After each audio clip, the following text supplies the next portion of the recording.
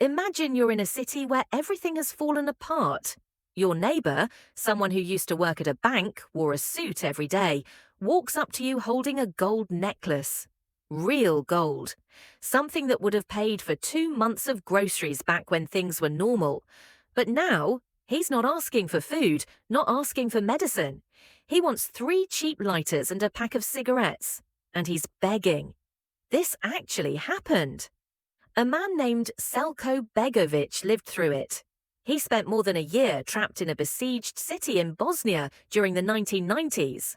No electricity, no clean water, no grocery stores, just survival. And what he witnessed changed everything I thought I knew about preparing for disaster. He watched people clutching gold bars slowly starve to death, while others with nothing more than basic tools and practical skills managed to thrive. Now, you've probably heard the old advice: buy gold, buy silver, stack precious metals, because if the economy crashes, that's what will save you. I used to believe that too.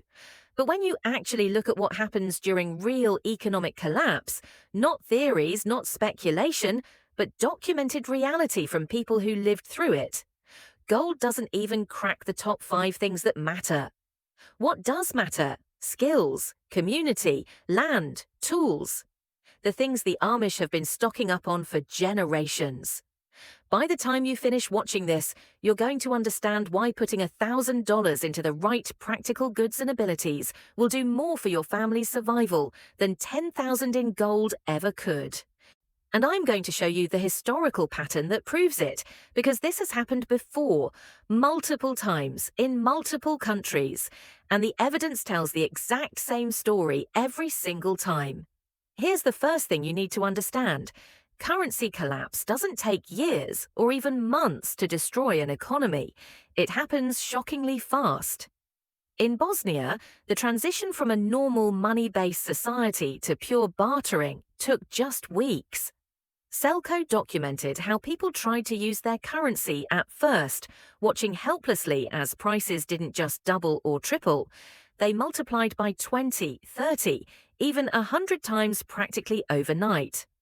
A simple pack of cigarettes that cost about $1.50 outside the war zone, $40 inside. That's not inflation, that's obliteration. Venezuela is going through this right now, today. And between 2016 and the present, their inflation rate exceeded 1,000,000%. Let that sink in.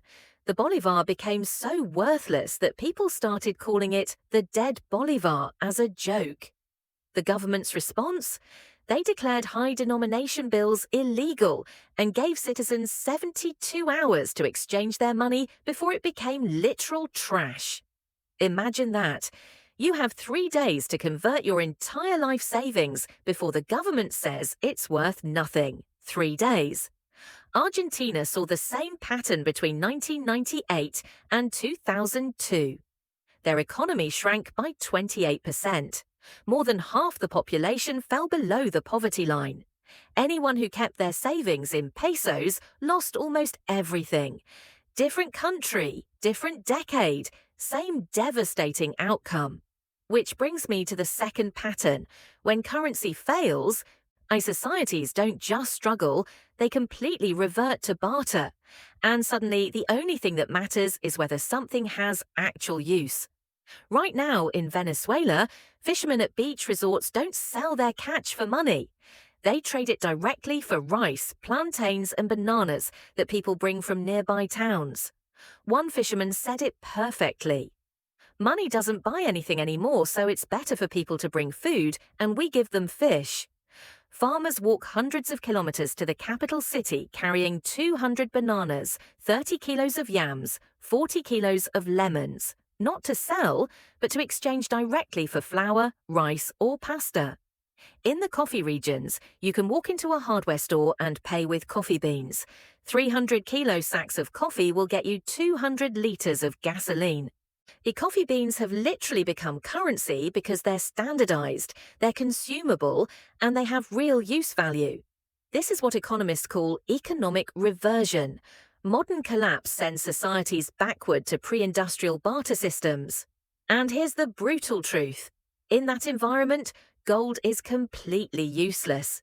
You can't eat it, you can't burn it to stay warm, you can't use it to purify water or treat an infection.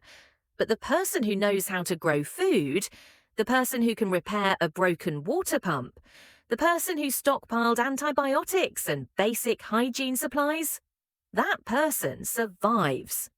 Let me take you back to the Great Depression because it proved something that most people still don't understand. Land and skills beat everything else. Farmers during the Depression struggled hard. The crop prices fell so low that some of them literally burned corn as fuel because it was cheaper than buying coal. But those farmers had something irreplaceable. They had productive land. They could grow their own food. Documented accounts from rural Iowa show farm families raising huge vegetable gardens, canning fruit from their orchards, producing milk and cream from dairy cattle, getting meat and eggs from chickens. They bought flour and sugar in 50-pound sacks and baked all their own bread. Farm wives made clothing from the cloth flour and feed sacks. They had zero cash income, but they survived. Compare that to urban families. In one Iowa city, 2,200 workers lost their jobs between 1927 and 1934. Even the workers who kept their jobs saw their wages drop 30%. But the bigger problem wasn't the wages. It was that they had no way to produce anything, no land to grow food, no skills to make things people needed. They went hungry even when farmers just miles away had food. Someone commented on one of my previous videos and said it perfectly. My grandfather survived the Great Depression because he had a small 4-acre farm and knew carpentry and painting. Not gold, not savings, land and skills. Here's something that'll blow your mind. During World War II, victory gardens proved this principle at a massive scale. More than 20 million gardens were planted in 1943. They produced 10 billion pounds of food. That's 40% of the entire US vegetable supply. And 2/3 of those gardens were in towns, cities and suburbs, not rural farmland. By 1944, more than half of Americans growing these gardens said they were doing it out of economic need, not patriotism. The math on this is undeniable. Farmland produces income no matter what's happening in the economy: crops, rental value, direct food. During the 2008 to 2009 financial crisis, farmland values increased by 17%, while the S&P 500 dropped 46%. Between 2000 and 2009, the stock market posted negative returns in 28 different quarters. In 26 of those 28 quarters, when stocks were declining, farmland posted positive returns. That's not speculation, that's insurance. Now let's talk about skills, because certain abilities became pure survival capital during the Depression, and the list is very specific. People caught and sold fish, they made homemade fudge, they grew and sold berries. And they started food carts, they shoveled snow, they made and sold hand-woven baskets and quilts, they mended and altered clothing, they washed windows, they rendered lard and butchered animals, they preserved food by canning. Notice the pattern. Every single one of these involves creating or processing something with tangible value: food, clothing, shelter-related services. The skills that commanded the highest value were the ones addressing fundamental human needs: food production and preservation, clothing production and repair, basic healthcare, mechanical repair. A person who could slaughter an animal, preserve the meat through smoking, or can vegetables had income-generating skills that no economic collapse could eliminate. Doctors, nurses, and dentists remained employed throughout the Depression.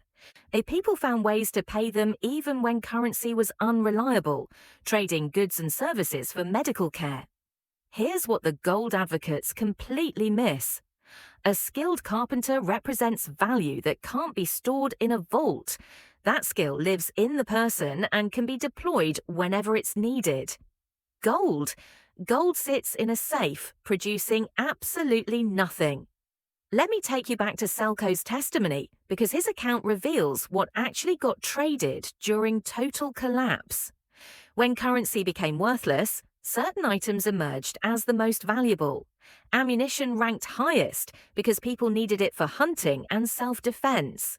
But Selco warned strongly against trading it freely. Why? Because whatever weapon or ammunition you sell to someone today might be used against you tomorrow. And security considerations dominate every single trading decision in a real collapse. Hygiene items held remarkable value. A single jug of bleach could purify hundreds of gallons of water, worth far more than what it cost before the collapse. Bars of soap, toothpaste, feminine hygiene products commanded premium prices. A bar of soap that cost 50 cents before the war could be traded for a dozen eggs during the siege. Medicine held extreme value. Antibiotics, pain relievers, first aid supplies.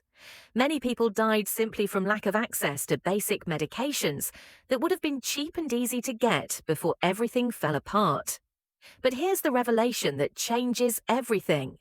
Selco recommends owning 1,000 cheap BIC lighters rather than one expensive fuel-powered generator. Think about that for a second. A generator costs thousands of dollars. Why would lighters be better? Because a generator makes noise. It consumes fuel you might not be able to get. It requires maintenance.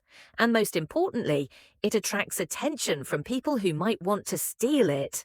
Lighters are silent, they're portable, they're distributed across hundreds of small units, so losing some doesn't leave you without the ability to start fires.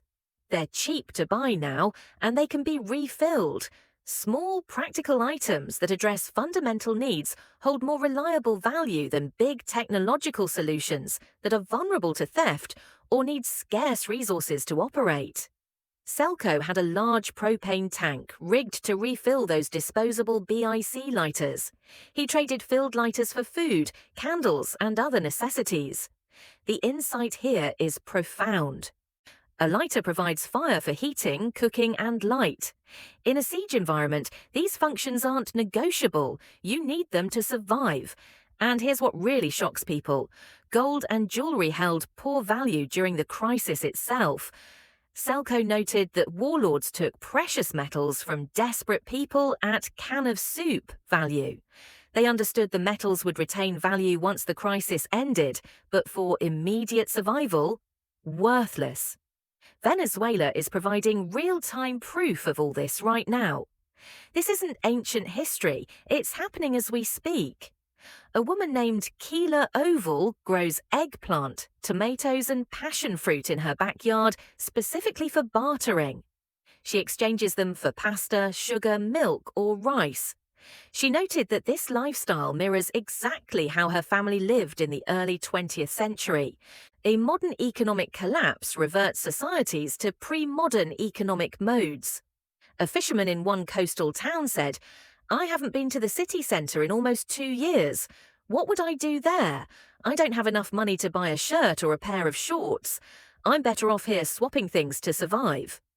Official currency became so useless that the effort to obtain it through wage labour wasn't even worth the return. In Zimbabwe's parallel collapse, black market medicines exploded in value. Antibiotics that cost a few dollars in stable countries commanded black market prices many times their original cost. A dose of amoxicillin could be worth weeks of wages. People who stockpiled basic antibiotics, bandages, pain relievers, and antiseptic materials held extremely valuable assets relative to their cost and storage requirements. Contrast this with precious metals. A person with a pound of silver can't use it to treat an infected wound, can't eat it, can't burn it for heat. But a bottle of antibiotics could literally be the difference between life and death. Now, here's something most people completely overlook. Community networks are the hidden asset that determines who lives and who doesn't. Studies analysing over 300,000 participants found that individuals with stronger social relationships had a 50% increased likelihood of survival compared to those with weak social relationships. 50%. That effect size is comparable to quitting smoking and exceeds many established risk factors for death. Selco's account emphasizes this constantly. He noted that almost all trades were made through private arrangements after you got information about someone who had something they wanted to exchange. And the best situation was if you knew that person before the crisis, so you'd already built trust. Trust-based relationships become economic infrastructure when formal systems collapse. Someone commented, "An Amish community that shares and helps each other. Community is the one thing missing from many survival strategies." Exactly right. Communities with established structures, neighborhood organizations, churches, mutual aid networks coordinate responses, pool resources, and provide support far more effectively than isolated households. In Venezuela, communities informally organized food sharing and barter networks that help distribute scarce resources. In Bosnia, communities organized around trusted leaders to manage security, allocate resources, and coordinate survival strategies. For modern preparedness, this means developing relationships with neighbors, participating in community organizations, and building trust-based networks should rank just as high as stockpiling supplies. Social capital is survival capital. Let me show you why the comparative analysis completely destroys gold's claim as collapse insurance. In the Bosnian siege, where the economic system collapsed most completely, gold held virtually no value during the crisis itself. The fundamental problem is this: gold produces no income and addresses no immediate survival need. Food feeds you. Tools allow you to produce and repair things. Skills generate services people will trade for. But gold, it's inedible, it's non-functional. And it's only valuable if someone else wants to trade for it. In the early collapse phases, when people are desperate for food, tools, and medicine, gold is not what they want. In later phases, when civilization stabilizes around some new equilibrium, gold might regain value. But the person holding only gold while others hold productive assets will have suffered through the entire crisis without any means of generating income or ensuring survival. During the 2008 to 2009 financial crisis, farmland increased in value by 17%, while the S&P 500 declined 46%, and gold initially declined before recovering. Farmland provided stable income returns throughout: rental value, crop sales, direct food production, regardless of what other assets did. Here's the brutal math. Farmland's average volatility from 1992 to 2020 was just under 7%. That's less than half the stock market's volatility, and notably lower than gold's volatility. During periods of high inflation, farmland returns averaged over 14% annually, more than double the average inflation rate itself. Not theory, historical fact. So where are we seeing these warning signs right now? Venezuela is at stage 5, complete collapse, barter economy, currency worthless. Turkey is at stage 3 and advancing. Official inflation is understated, and gold accounts have doubled as citizens flee their currency. Lebanon is at stage 4. Banks froze accounts and their currency lost 98% of its value in just 18 months. And then there's the elephant in the room, the United States. 38 trillion in debt. And the Congressional Budget Office projects deficits will continue indefinitely. Interest payments on the debt now exceed defense spending. The Federal Reserve's balance sheet expanded by trillions since 2008. Central banks globally are buying gold at the fastest pace since 1996, more gold than US Treasuries for the first time ever. Someone commented, "My only issue is this assumes currencies collapse one at a time. I think we're looking at a general collapse of Western currencies within a couple of years." I agree. For the first time in civilized history, 100% of the world's currencies are fiat, with none backed by gold or anything tangible. With global interdependency, the destruction of major currencies will likely happen simultaneously. Domino effect, systemic failure. So here's the question that actually matters. What do you do? The Amish Hedge is a diversified strategy combining 5 critical elements. First, acquire productive land if it's economically feasible. Even small-scale vegetable gardens provide meaningful food production capacity and help you develop skills. Communities in Venezuela adopted rooftop gardens and backyard food production as necessity drove adoption. Second, develop practical skills in high-demand areas. Food production, gardening, animal husbandry, food preservation, repair skills, carpentry, plumbing, mechanical work, medical knowledge, first aid, basic nursing. These skills cannot be stolen, they only degrade through disuse, and they remain valuable regardless of whatever economic regime takes over. Third, accumulate practical goods with direct utility and long shelf lives. Medical supplies, tools, batteries, lighters, hygiene items, preserved foods. These maintain utility regardless of economic conditions and become barter currency in collapse scenarios. Fourth, build community networks explicitly and seriously. Participate in community organizations. Build relationships with neighbors. Establish communication networks. Identify people with useful skills and resources. This isn't optional, it's survival infrastructure. Fifth, hold some precious metals for optionality after the crisis stabilizes, but only after you've secured the first 4 elements. Gold provides no value during the crisis itself. The evidence from multiple documented collapses, Bosnia, Venezuela, the Great Depression, recent recessions, converges on one consistent conclusion. When monetary systems fail and institutional support collapses, survival depends on productive capacity, practical skills, and community networks, not gold, not savings, not financial assets. The question isn't if this will happen, the question is whether you'll position yourself to survive when it does. Make sure you're balanced across all 5 elements, because the only alternative is standing in line someday, wondering how bread costs $200 billion, while the person next to you trades a dozen eggs for a loaf, because they own chickens. Now go diversify before you're forced to,